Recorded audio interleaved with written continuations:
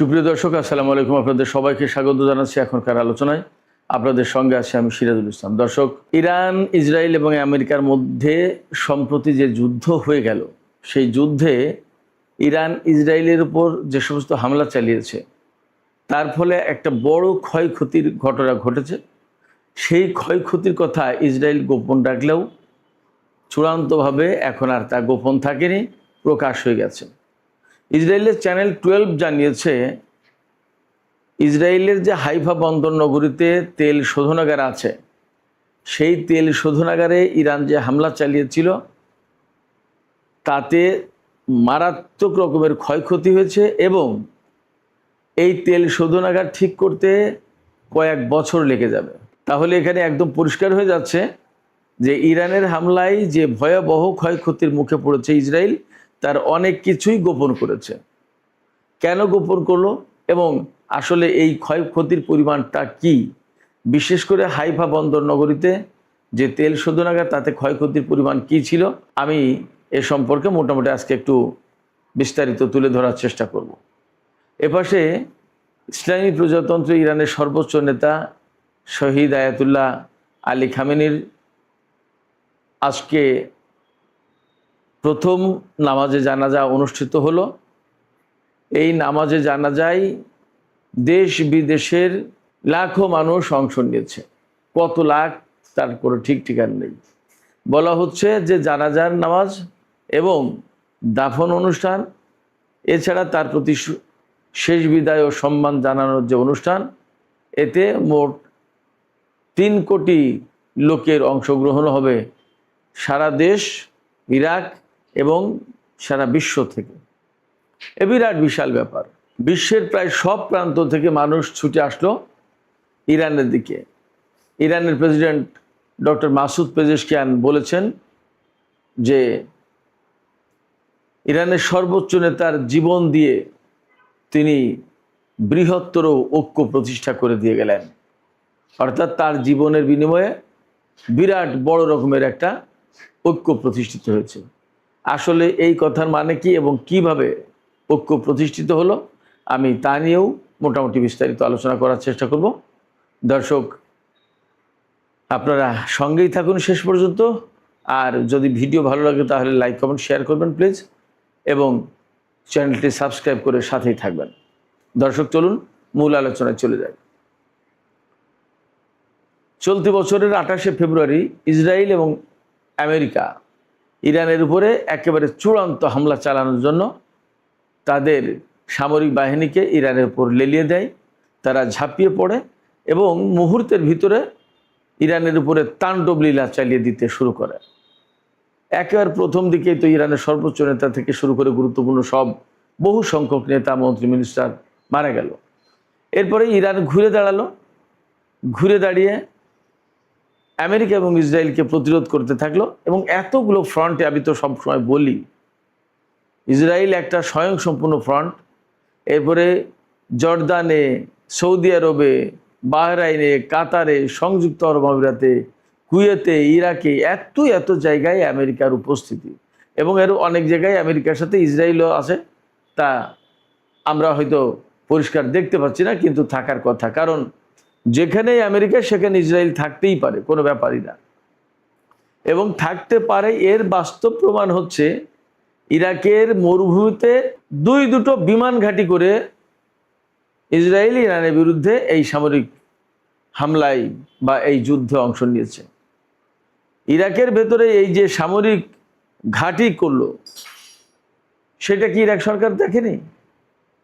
না, আমরা ধরে নিচ্ছি ইরাক সরকার দেখেনি, কারণ ইরাক সরকারের ওই এলাকায় যাওয়ার কোনো অধিকার নেই। তার কারণ হচ্ছে আমেরিকা সেই সমস্ত এলাকা নিয়ন্ত্রণ করে। ফলে আমেরিকার বাহিনীর বাইরে গিয়ে ইরাকি বাহিনীর কোনো কথা নেই। ইরাক বছরের পর বছর থেকে বলে আসছে যে মার্কিন বাহিনীকে প্রত্যাহার করতে হবে। সংসদে বিল পর্যন্ত পাশ হয়েছে মার্কিন বাহিনীকে সরিয়ে নেওয়ার জন্য। এখনো আমেরিকা সরাচ্ছে না, জোর করে সেখানে ধরে রেখেছে, মোতায়েন করে রেখেছে। তো এই যে আমেরিকা এবং ইসরায়েলের বিভিন্ন ঘাঁটির বিরুদ্ধে, বিভিন্ন স্থাপনার বিরুদ্ধে যুদ্ধ করছিল ইরান, এক পর্যায়ে ইসরায়েল যখন ইরানের তেল শোধনাগার এবং এরকম গুরুত্বপূর্ণ কিছু জ্বালানি স্থাপনায় হামলা চালায়, তখন ইরানও ইসরায়েলের হাইফা বন্দর নগরীর তেল শোধনাগারে হামলা চালায়। এই হামলার ফলে হাইফা বন্দর নগরীর গুরুত্বপূর্ণ একটি তেল শোধনাগার, যেটা বাজান কোম্পানি নিয়ন্ত্রণ করে বা পরিচালনা করে, এই কোম্পানির একটা তেল সংরক্ষণ ট্যাঙ্কারে ইরান হামলা চালিয়েছিল, যার প্রেক্ষাপটে ব্যাপক ক্ষয়ক্ষতি হয়েছে। প্রথম দিকে ইসরায়েল ক্ষয়ক্ষতির পরিমাণ খুব সামান্য বলেছিল। দখলদার সরকারের পক্ষ থেকে বলা হয়েছিল যে সামান্যই ক্ষতি হয়েছে, এটা ঠিক করে ফেলা যাবে এবং তেলের উৎপাদন, কার্যক্রম, বন্টন সমস্ত সব কিছু ঠিকঠাক আছে। কিন্তু পরে আস্তে আস্তে ধীরে ধীরে দেখা যায় টাইমস অফ ইসরায়েল খবর দিয়েছে এবং চ্যানেল 12 তো খবর দিলই। এই দুটো মিডিয়া খবর দিচ্ছে যে এই বাজান কোম্পানি পরিচালিত তেল শোধনাগারে এত ক্ষয়ক্ষতি হয়েছে যে 2028 সাল পর্যন্ত লাগবে এটা ঠিক করতে। সেটা তো ঠিক নেই, ঠিক করতেও লাগবে 2028 সাল, তার মানে 2026, 27, 28, 2 থেকে 3 বছর লাগবে একটা তেল শোধনাগার ঠিক করতে। তার মানে তার আর আছে কি, একেবারেই তো শেষ বলা যায়। এই তেল শোধনাগার এত গুরুত্বপূর্ণ কেন? প্রতিদিন এই শোধনাগার থেকে 26,000 টন তেল পরিশোধন করা যায়, প্রক্রিয়াজাত করা যায় এবং বছরে এই তেল শোধনাগার থেকে 98 লাখ টন তেল প্রক্রিয়াকরণ করা হয়। এই তেল শোধনাগারে হামলার পরে ইসরায়েলের তেলমন্ত্রী এলি কোহেন তিনি বলেছিলেন ক্ষয়ক্ষতির পরিমাণ খুব সামান্য, এবং এই বাজান কোম্পানি তেল আবিব স্টক এক্সচেঞ্জে পাঠানো প্রতিবেদনে বলেছিল শোধনাগারের একটি ডিস্টিলেট ট্যাঙ্কের ছাদে কেবল কিছু ক্ষয়ক্ষতি হয়েছে, এছাড়া বড় কোনো গুরুতর ক্ষয়ক্ষতি হয়নি, উল্লেখযোগ্য কোনো ক্ষয়ক্ষতি হয়নি। বাজান কোম্পানি হচ্ছে ব্রিটিশ আমলে নির্মিত একটা কোম্পানি। তারা ইসরায়েল প্রতিষ্ঠার আগেই বা ইসরায়েল প্রতিষ্ঠার প্রথম দিকে সেখানে এই সমস্ত কোম্পানি পরিচালনা করত। ধীরে ধীরে যখন ইসরায়েল শক্তিশালী হয়ে উঠেছে, তার অবস্থান সুসংহত, দৃঢ় এবং জোরালো যখন করতে পারে, তখন ব্রিটিশ আস্তে করে চলে গেছে। ইসরায়েলকে প্রতিষ্ঠা করে দেওয়ার বা ইসরায়েলকে শক্তিশালী করার পেছনে প্রথম দিকে আমেরিকার চেয়ে ব্রিটিশ সরকারের কিন্তু অনেক বেশি ভূমিকা ছিল, কারণ তখন প্রধান পরাশক্তি ব্রিটেন। এই বছরে 40 দিনের আর গত বছরে বিশেষ করে যে 12 দিনের যুদ্ধ জুন মাসে হয়েছিল, এই দুই সময়ে ইসরায়েলের ভেতরে আসলে ইরানের হামলায় বড় বড় ক্ষয়ক্ষতি হয়েছে। সেই ক্ষয়ক্ষতির কয়েকটা গুরুত্বপূর্ণ স্থাপনা আমি আপনাদের সামনে তুলে ধরি, তাহলে বুঝতে পারবে যে ক্ষয়ক্ষতির পরিমাণটা বা কতটা গুরুত্বপূর্ণ স্পর্শকাতর জায়গায় ইরান হামলা চালাতে পেরেছে। যেমন তেল আবিবের কিরিয়া সামরিক কমপ্লেক্সে হামলা চালিয়েছে ইরান, এরপরে ওয়াইজম্যান ইনস্টিটিউশনে হামলা চালিয়েছে এবং সেটা তো একদম গুড়িয়ে গেছে। 50 বছরে তিলে তিলে গড়ে তুলেছিল এই গবেষণাগার, এইটাকে বলা হয় ইসরায়েলের লাইফ লাইন, সেইটা ধ্বংস হয়ে গেছে। এরপরে ইসরায়েলের প্রত্যেকটা বিমান ঘাঁটিতে ইরান তখন হামলা চালিয়েছে, কিন্তু তার ভেতরে নেভাটিম এয়ারবেস, যেটা এখানে ইরান ব্যাপক হামলা চালিয়েছে এবং সেখানে বড় রকমের ক্ষয়ক্ষতি হয়েছে। বড় রকমের ক্ষয়ক্ষতি, কোনো সাধারণ ক্ষয়ক্ষতি না। এই নেভাটিম এয়ারবেসে কিন্তু F-35 বিমান রাখা হতো। আর হাইফা বন্দরের এই তেল শোধনাগার থেকে শুরু করে আরও গুরুত্বপূর্ণ বেশ কিছু স্থাপনা ধ্বংস হয়েছে, একেবারে মাটির সাথে মিশে গেছে কোনোটা। এছাড়া সম্প্রতি টাইমস অফ ইসরায়েল জানিয়েছে ইসরায়েলের যে রামাত ডেভিড এয়ারপোর্ট, সেই এয়ারপোর্টে হ্যাঙ্গারে রাখা বিমান ছিল, সেই হ্যাঙ্গারে হামলা চালিয়েছে। তার মানে সেখানে বেশ কিছু বিমান ক্ষতিগ্রস্ত হতে পারে। এখন এখানে প্রশ্ন আসছে বা প্রশ্ন আসতেই পারে যে ইসরায়েলের এই যে ক্ষয়ক্ষতি কেন তারা গোপন রাখার চেষ্টা করলো? প্রথম এবং প্রধান কারণ হচ্ছে ইরানের হামলায় যদি ইসরায়েল বা আমেরিকার মতো শক্তির বিমান ঘাঁটি বা সামরিক ঘাঁটি বা বিমান বা ক্ষেপণাস্ত্র স্থাপনা বা রেডার সিস্টেম এগুলো ক্ষয়ক্ষতি হয়ে যায় বা তেল স্থাপনা, তখন তাদের মান সম্মানে লাগে। এটা হলো প্রথম কথা। দ্বিতীয় কথা, তাদের সামরিক প্রাধান্য প্রশ্নের মুখে পড়ে। তৃতীয় কথা, তাদের সামরিক প্রাধান্য প্রশ্নের মুখে পড়ার পাশাপাশি তাদের যে সামরিক শক্তি, তাদের যে অস্ত্রের শক্তি, এইগুলো নিয়েও প্রশ্ন ওঠে। স্বাভাবিকভাবে প্রশ্ন ওঠে যে তাহলে ইরানের অস্ত্রের কাছে ইসরায়েল এবং আমেরিকার অস্ত্র কি পারছে না? তাইলে আমেরিকার চেয়ে ইসরায়েলের চেয়ে কি ইরানের অস্ত্র বেশি পাওয়ারফুল বা বেশি কার্যকরী, এই প্রশ্ন কিন্তু আসে। তখন তাদের অস্ত্রের বাজার, তাদের রাজনীতির বাজার, তাদের অর্থনীতির বাজার, তাদের কূটনীতির অঙ্গন সবগুলো ক্ষতিগ্রস্ত হয়। এই জন্য তারা সবসময় গোপন রাখার চেষ্টা করছে। আমরা দেখেছি ডোনাল্ড ট্রাম্প বারবার বলছেন তাদের তেমন কোনো ক্ষয়ক্ষতি নেই, সব কিছু ঠিক আছে, ইরান সব ধ্বংস হয়ে গেছে। কিন্তু পরবর্তীতে আমরা দেখছি এখন তো প্রায় দিন বিভিন্নভাবে রিপোর্ট আসছে খোদ মার্কিন গণমাধ্যমে যে ইরানের হামলায় মারাত্মকভাবে ক্ষতিগ্রস্ত হয়েছে মার্কিন ঘাঁটিগুলো, মার্কিন বিমান, মার্কিন ড্রোন ইত্যাদি ইত্যাদি। এবং জেরাল্ড আর ফোর্ড সেটাও নাকি ইরানের হামলায় ক্ষতিগ্রস্ত হয়ে এখন কানা খোড়া হয়ে এক সারাইখানায় আছে, যেখানে ঠিকঠাক করা হচ্ছে। যাই হোক সুপ্রিয় দর্শক, এবার আমি ইরানের শহীদ সর্বোচ্চ নেতা আয়াতুল্লাহ আলী খামেনির জানাজা প্রসঙ্গে কথা বলি একটু। আজকে আনুষ্ঠানিকভাবে তার প্রথম জানাজা হচ্ছে তেহরানের ইমাম খুমেনি মুসাল্লায়, অর্থাৎ এই জায়গাতেই তেহরানের প্রধান ঈদের জামাত, জুমার জামাত হয়। এছাড়া গুরুত্বপূর্ণ সমাবেশ বা এই রকম রাষ্ট্রীয় গুরুত্বপূর্ণ কোনো অনুষ্ঠান হলে এখানে হয় জমায়েত হওয়ার জন্য। বিরাট বড় বিশাল জায়গা, বিরাট এরিয়া, তাতে লোকজনের সমাবেশ করা সহজ হয়। কিন্তু ইরানের আজকে যে জানাজার অনুষ্ঠান হচ্ছে এবং তাতে যে সর্বস্তরের মানুষ অংশ নিচ্ছে, তাতে ওই মোসাল্লার ভিতরে না, মোসাল্লা থেকে শুরু করে খিয়াবানে বালিয়াস, এনকালাব, তারপরে আরও বিভিন্ন জায়গায় চলে যাচ্ছে রাস্তা ধরে লম্বা করে।